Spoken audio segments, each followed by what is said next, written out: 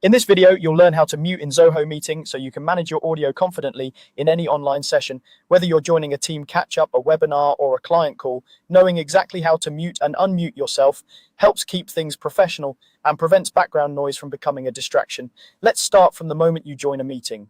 After you open your Zoho Meeting link and connect to the session, give it a couple of seconds for the interface to load. Once you're in, your focus should go straight to the control bar. This bar usually sits at the bottom or sometimes at the top of your screen, depending on your device and window size. It holds all your essential controls like camera, microphone, and screen sharing. What you're looking for now is the microphone icon. It's typically shaped like a small mic symbol. If your audio is currently on, the icon will often appear in a solid color or simply not crossed out. This means other participants can hear whatever is picked up by your microphone. To mute yourself, move your mouse over the control bar. If it's not already visible, then click once on the microphone icon. After you click, you should see a clear change in the icon's appearance. In many cases, it will appear crossed out, grayed out, or show a small slash through it.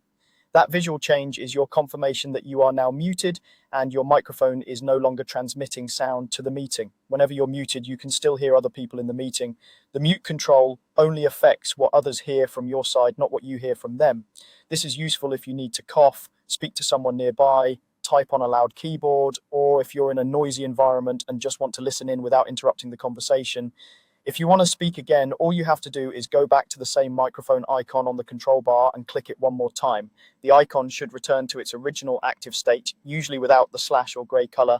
That means you are now unmuted and everyone in the meeting can hear you again. As a good habit, always check the microphone icon before you start talking. If you see that muted visual cue, click once to unmute, then begin speaking.